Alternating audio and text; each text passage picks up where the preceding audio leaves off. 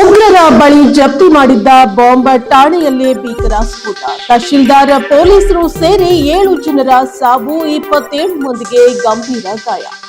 ಜಮ್ಮು ಮತ್ತು ಕಾಶ್ಮೀರದ ಶ್ರೀನಗರದಲ್ಲಿ ಶುಕ್ರವಾರ ರಾತ್ರಿ ಪೊಲೀಸ್ ಠಾಣೆಯಲ್ಲಿ ಸಂಗ್ರಹಿಸಲಾಗಿದ್ದ ವಶಪಡಿಸಿಕೊಂಡ ಸ್ಫೋಟಕಗಳ ಬೃಹತ್ ರಾಶಿ ಸ್ಫೋಟಗೊಂಡ ನಂತರ 7 ಜನರು ಸಾವನ್ನಪ್ಪಿದ್ದಾರೆ.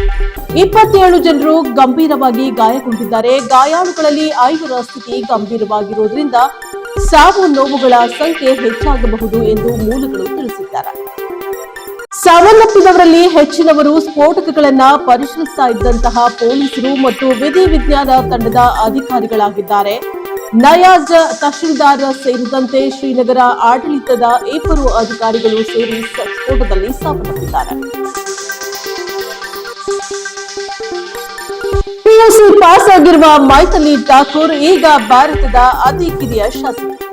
ನವೆಂಬರ್ 14ರ ಬಿಹಾರ ವಿಧಾನಸಭಾ ಚುನಾವಣೆಯಲ್ಲಿ ಬಿಜೆಪಿಯ ನೇತೃತ್ವದ ಎನ್ಡಿಎ ಭರ್ಜರಿ ಗೆಲುವು ಕಂಡಿದೆ. ಬಿಹಾರದಲ್ಲಿ ಐತಿಹಾಸಿಕ ಜಯ ಕಂಡಿರುವ ಬಿಜೆಪಿ ಬಿಹಾರದ ಅತಿ ದೊಡ್ಡ ಪಕ್ಷವಾಗಿ ಹೊರಹೊಮ್ಮಿದೆ. ಅದರಲ್ಲಿ ಬಿಹಾರದ ಜಾನಪದ ಗಾಯಕಿ ಮೈಥಿಲಿ ಠಾಕೂರ್ ಎಂಬ 25 ವರ್ಷದ ಯುವತಿಯನ್ನ ಕಣಕ್ಕೆ ಇಳಿಸಿದ ಬಿಜೆಪಿ ರಿಯಾಲಿಟಿ ಶೋ ಒಂದರ ರನ್ನರ್ ಅಪ್ ಆಗಿದ್ದ ಮೈಥಿಲಿ ಠಾಕೂರ್ ಕಂಠಕ್ಕೆ ದೊಡ್ಡ ಅಭಿಮಾನಿಗಳ ಬಳಗವೇ ಇತ್ತು. ಆ ಅಭಿಮಾನ ಮತವಾಗಿ ಬದಲಾಗುತ್ತಾ ಎಂಬ ಅನುಮಾನವೂ ಇದ್ದೇ ಇತ್ತು. ಆದರೆ ಮೈಥಿಲಿ ಠಾಕೂರ್ ಚುನಾವಣೆ ಕಣಕ್ಕೆ ಇಳಿದ ಮೊದಲನೇ ಪ್ರಯತ್ನದಲ್ಲಿ ಶಾಸಕಿಯಾಗಿ ಹೊರಹೊಮ್ಮಿದ್ದಾರೆ. ಈ ಮೂಲಕ ಭಾರತದ ಅತಿ ಕಿರಿಯ ಶಾಸಕಿ ಎಂಬ ಹೆಗ್ಗಳಿಕೆಗೆ ಪಾತ್ರರಾಗಿದ್ದಾರೆ.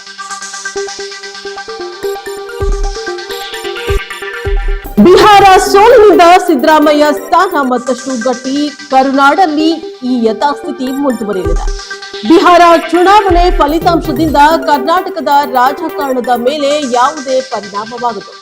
ಆದರೆ ಆಡಳಿತಾರೂಢ ಕಾಂಗ್ರೆಸ್ನಲ್ಲಿ ಯಥಾಸ್ಥಿತಿ ಮುಂದುವರಿಯುವ ಸಾಧ್ಯತೆ ನಿಚ್ಚಳವಾಗಿದೆ.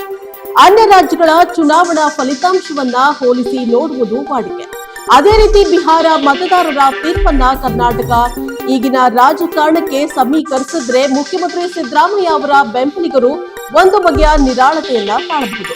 ಯಾಕಂದ್ರೆ ಬಿಹಾರ ಚುನಾವಣೆ ಫಲಿತಾಂಶದ ಆಘಾತಕ್ಕೆ ಒಳಗಾಗಿರುವ ಕಾಂಗ್ರೆಸ್ ಹೈಕಮಾಂಡ್ ಕರ್ನಾಟಕದತ್ತ ಹೊರಳಲು ಸಾಕಷ್ಟು ಸಮಯ ಹಿಡಿಯಲಿದೆ. ಇದರರ್ಥ ಸಿದ್ದರಾಮಯ್ಯ ನಾಯಕತ್ವದಲ್ಲಿ ಮುಂದುವರಿಸಿಕೊಂಡು ಹೋಗುವುದಕ್ಕೆ ಯಾವುದೇ ಬಾಧಕಗಳಿರುವುದಿಲ್ಲ. ಯಾದಗಿರಿಯಲ್ಲಿ ಮಾರಣಾಂತಿಕ ಹಲ್ಲೆ ಕೇಸ್ ಚಿಕಿತ್ಸೆ ಫಲಿಸದೆ ಎಸ್ಟಿಎ ಅಂಜಲಿ ಸಾವು. ಯಾದಗಿರಿಯಲ್ಲಿ ನಡೆದ ಎಸ್ಟಿಎ ಅಂಜಲಿ ಮೇಲೆ ಹಲ್ಲೆ ಪ್ರಕರಣಕ್ಕೆ ಸಂಬಂಧಿಸಿದಂತೆ ಗಂಭೀರವಾಗಿ ಗಾಯಗೊಂಡಿದ್ದ ಅಂಜಲಿ ಚಿಕಿತ್ಸೆ ಫಲಿಸದೆ ಮೃತಪಟ್ಟಿದ್ದಾರೆ.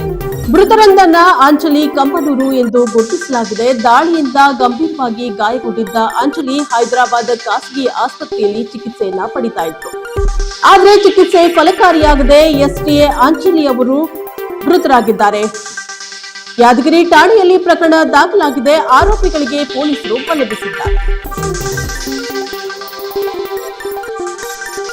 ರಾಜ್ಯದ ಎಲ್ಲಾ ಡ್ಯಾಂ ಗೇಟ್ ಬದಲಾಯಿಸಲು ನಿರ್ಧಾರ. ಡಿಕೆ ಶಿವಕುಮಾರ್ ಘೋಷಣೆ. ತುಂಗಭದ್ರಾ ಸೇರಿ ರಾಜ್ಯದ ಎಲ್ಲಾ ಅಣೆಕಟ್ಟುಗಳ ಗೇಟ್ಗಳನ್ನ ಬದಲಾವಣೆ ಮಾಡಲು ತೀರ್ಮಾನಿಸಲಾಗಿದೆ ಎಂದು ಡಿಕೆ ಶಿವಕುಮಾರ್ ತಿಳಿಸಿದ್ದಾರೆ. ತುಂಗಭದ್ರಾ ನೀರಿನ ವಿಚಾರವಾಗಿ ಬೆಳಗ್ಗೆ ನಡೆದ ಸಭೆಯಲ್ಲಿ ಈ ತುಂಗಭದ್ರಾ ಸೇರಿದಂತೆ ಆ ಎಲ್ಲಾ ಅಣೆಕಟ್ಟುಗಳ ಗೇಟ್ಗಳನ್ನ ಬದಲಾಯಿಸಲು ತೀರ್ಮಾನಿಸಲಾಗಿದೆ ಎಂದು ಶಿವಕುಮಾರ್ ಹೇಳಿದ್ದಾರೆ.